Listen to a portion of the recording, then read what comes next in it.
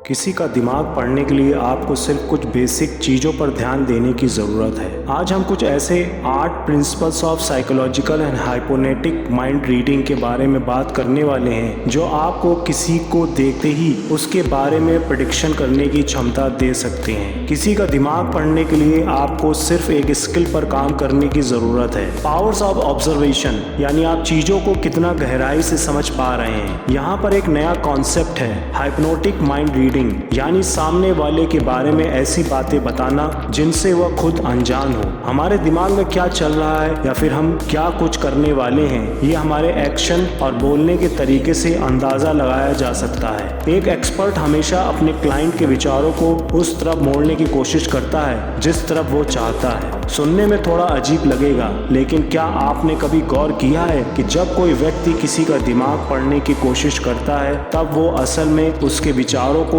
एक खास दिशा में ले जाने की कोशिश करता है। माध्यम अपने विचारों को लेकर फ्री होता है, लेकिन एक्सपर्ट जब दिमाग पढ़ने का दिखावा कर रहे होते हैं, तब वे उनके विचारों को एक खास पैटर्न में बदलने की कोशिश करते हैं। ये एक तरह से माहौल बनाने के प्रोसेस है। अगर आपने इसे सीख लिया तो आप किसी का दिमाग सिर्फ उसके हाव भाव और विचारों से ही पढ़ सकते हैं। आइए इसे 8 अलग अलग स्टेप्स में जानने की कोशिश करते हैं। पहला स्टेप है मीट एंड ग्रीट। किसी से मिलते वक्त अगर आप खुद से चलकर उनसे मुलाकात करते हैं तो ये उन्हें सहज बनाता है। ध्यान रहे कि कोई भी व्यक्ति आपके साथ तभी सहज बन सकता है जब आप उन्हें अपना महसूस करवाएं। हाइप्नोटिक और साइकोलॉजिकल माइंड रीडिंग के लिए यह पहला कदम होता है और आप इसमें तभी सफल हो सकते हैं जब सामने वाले को आपसे कोई खतरा ना हो। जब भी आप किसी से मिलें, सबसे पहले उसे सहज और शांत महसूस करवाने की कोशिश करें। ये दो लोगों के बीच की दूरी को कम करने में सबसे कारगर टिप्स है। दूसरा स्टेप है क्रिएटिंग अ कोऑपरेटिव एटमॉस्फेयर। किसी को सहज महसूस करवाना काफी नहीं है, उन्हें एक ऐसा माहौल दें जहां वे अपने आप को फ्री और बिना किसी दबाव के महसूस करें। उनके आसपास मिलनसार माहौल बनाए रखने की कोशिश करें। नए लोगों से मिलने के दौरान माध्यम अगर खुद को दूसरों के सामने पेश करने में किसी तरह का चैलेंज महसूस करता है तो ये उसके लिए बेहद मुश्किल भरा समय होता है। ऐसी किसी भी स्थिति में ये संभव है कि आप उन्हें कुछ भी करने को कहें तो उन्हें उसमें डाउट महसूस हो। आपको गलत साबित करने के लिए वे कुछ भी स्टेप ले सकते हैं। आपके साथ मिलनसार बनने के बजाय वे डिफेंस मैकेनिज्म अपना सकते हैं ताकि वो खुद को आपसे प्रोटेक्ट कर सकें। जितना ज्यादा वे खुद को प्रोटेक्ट करेंगे, आपके लिए हाइप्नोटिक माइंड रीडिंग करना मुश्किल बनता जाएगा।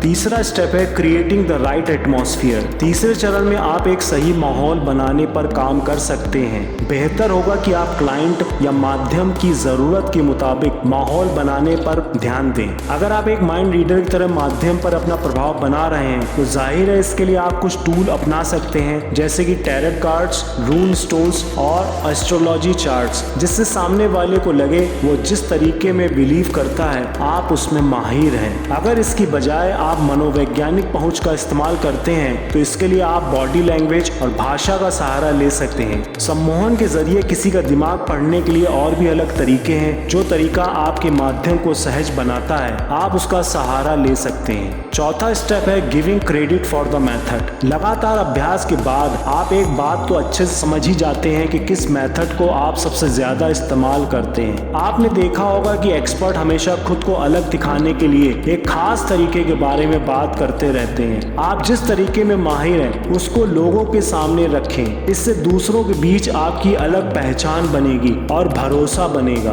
आप जो माहौल बनाने की कोशिश करते हैं उसमें आपको ज्यादा सफलता मिलेगी, क्योंकि अब आपके पास जो व्यक्ति आ रहा है उसे पता है कि आप उन्हें किस तरह से हेल्प करने वाले हैं और ये उन्हें भरोसा बनाने में मदद करता है। पांचवा स्टेप है गिविंग क्रेडिट टू योरसेल्फ। अगर आप किसी फील्ड में माहिर हैं तो खुद को उसका क्रेडिट देने में क्या बुराई है। हाइप्नोटिक माइंड रीडिंग में अगर आप चाहते हैं कि लोग आप पर भरोसा करें तो आपको खुद को एक एक्सपर्ट की तरह दिखाना होगा। लोगों के दिमाग दिमाग में आपके लिए एक अलग छवि बननी चाहिए ताकि वो आपसे मिलते वक्त क्लियर हो कि आप उनकी हेल्प कर सकते हैं। ये सब बेसिक टिप्स हैं जो आपके समय की बचत करते हैं और लोगों से जुड़ाव बनाने में हेल्प करते हैं। अपनी प्रतिभा को दूसरों के सामने रखें और इसके लिए खुद को क्रेडिट देना सीखें। छठा स्टेप है setting up failure. Hypnosis and mechanism में सबसे बड़ी प्रॉब्लम यह है कि आप सामने वाले को जितना ज्यादा खुद को सही साबित करने की कोशिश करेंगे वो आपको गलत साबित करने की कोशिश करना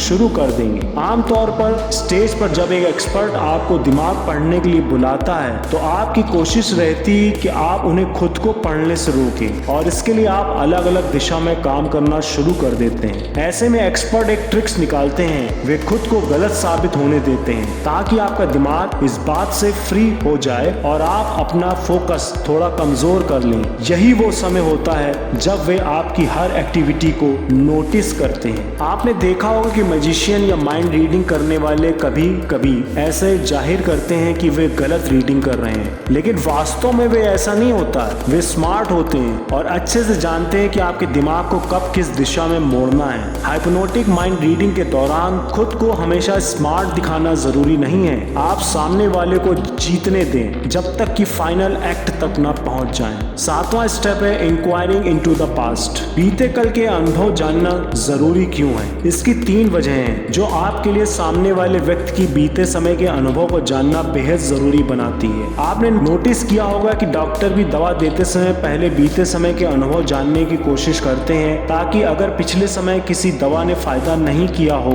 तो वे भी उसे देने से बचे। व्यक्ति के पीछे के इतिहास को जानना आपको प्रोफेशनल बनाता है, व्यक्ति के इमोशन को समझने में मदद करता है, सामने वाले व्यक्ति के बारे में ज्यादा से ज्यादा जानकारी हासिल करने में मदद करता है। ये कुछ बेसिक वजह हैं जो आपको न सिर्फ अपने फील्ड में माहिर बनने में बल्कि सामने वाले को समझने में मदद करेंगी। 8वां स्टेप है putting the client at ease. आप सामने वाले माध्यम पर जो तकनीक प्रयोग कर रहे हैं अगर उसे इसके बारे में पता हो और वो उस तकनीक को लेकर सहज हो तो आपके लिए हाइप्नोटिक माइंड रीडिंग को अप्लाई करना और भी आसान बन जाता है। आमतौर पर सम्मोहन के लिए हम क्लाइंट को सहज बनाते हैं, तभी हमारे सेशन सही रिजल्ट दे सकते हैं। अगर क्लाइंट में मन में सम्मोहन को लेकर किसी तरह की गलत धारणा होगी तो आपको उन्हें समझने में मुश्किल का सामना करना पड़ेगा। क्लाइंट के मन में आपके और आपके द्वारा इस्तेमाल की जाने वाली तकनीक को लेकर किसी तरह की गलत विचार न हो, ना ही कोई भ्रम हो, इस बात का ध्यान रखें। अंत में इन सभी पॉइंट से आप समझ ही गए होंगे कि psychological and hypnotic mind reading करना